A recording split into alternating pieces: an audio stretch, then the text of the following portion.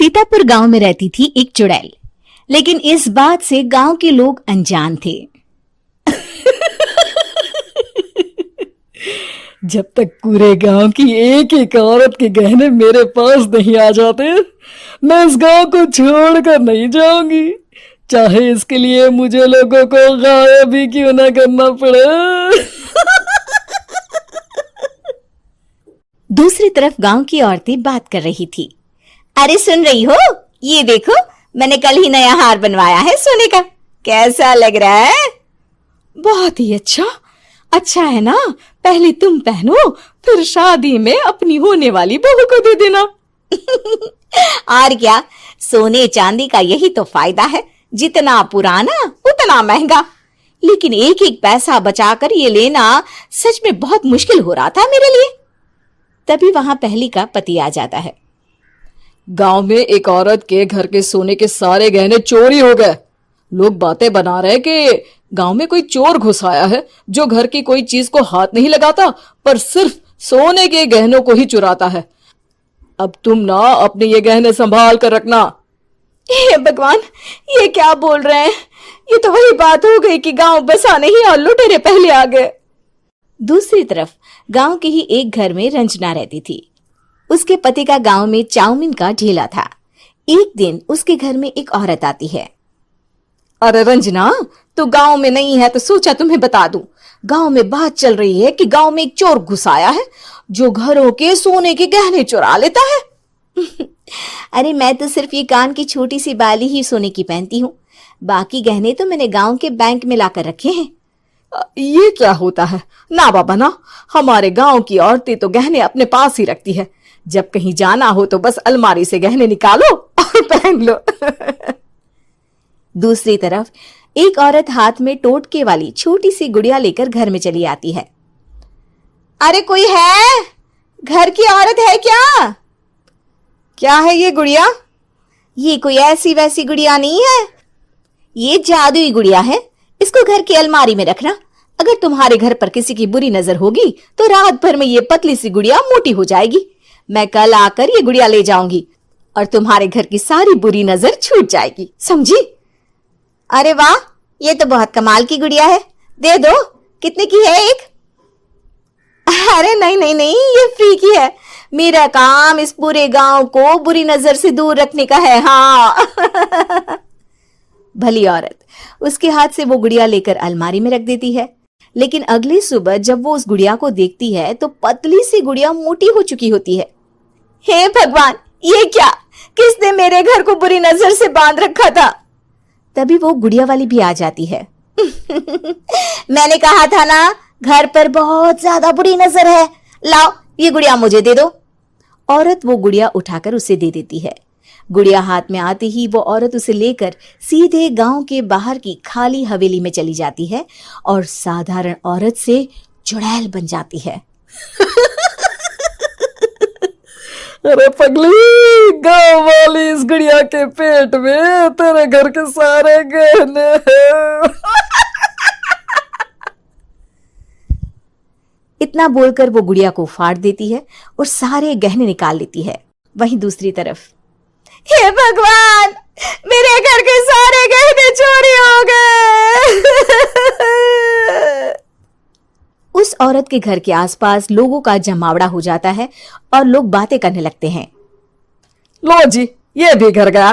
पता नहीं कौन चोर है जो इतनी होशियारी से गहने चुरा लेता है। कुछ समझ में नहीं आ रहा कि कौन है।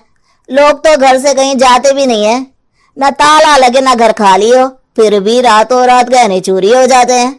अरे हम तो कहते हैं लोगों को बारी बारी चौकीदारी करनी चाहिए, चोर को तो पूरे गांव वाले मिलकर पकड़ ही लेंगे। लोग बारी बारी घरों की चौकीदारी भी करते हैं, लेकिन चोरी होने का सिलसिला रुकता ही नहीं। फिर एक दिन रंजना के पड़ोस से भी रोने की आवाज आती है। अरे आज ही घर की बुरी नजर उतरी और आज ही सारे गहने भी चोरी हो गए। कैसी बुरी नजर? क्या हुआ था? तभी वहां उस औरत का पति भी आ जाता है जिसके घर में गहनों की चोरी हुई थी। हाँ, मेरी बीवी ने भी किसी गुड़िया को घर में बुरी नजर उतारने के लिए रखा था, लेकिन अगले दिन गहने चोरी हो गए। अब रंजना को कुछ कुछ बात समझ में आ जाती है। वो गांव वालों से कहती है, देखिए अब आप लोग चिंता ना करें, जल्द ही चोर पकड़ा जाएगा। उस नजर उतारने वाली गुड़िया को आज मेरे घर कोई भेज देना। फिर क्या था, चुड़ैल को लोग रंजना के घर भेजते हैं। पहली बार देखा है कोई खुद लुटने को तैयार बैठा है। तो तू है जिसे घर की बुरी नजर उतारनी है? ये ले गुड़िया, ये सुबह तक मोटी हो गई तो समझो तुमको और तुम्हारे घर वालों को नजर लगी है।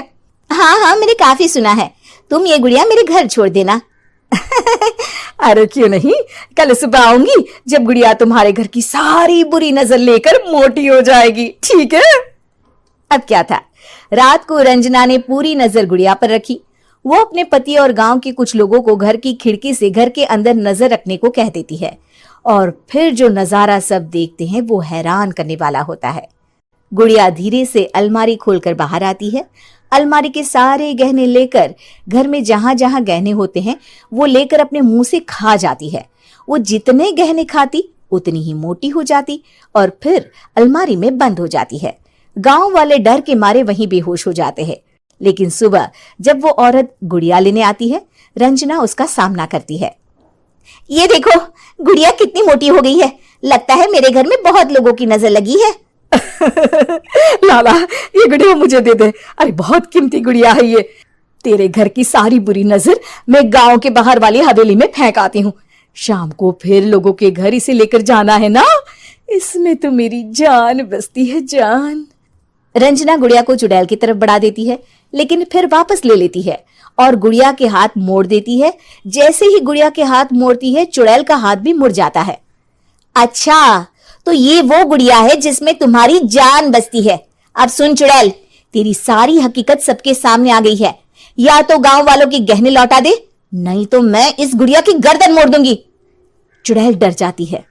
अरे नहीं नहीं, मेरी गुड़िया दे दो, मैं सबके गहने वापस कर दूंगी।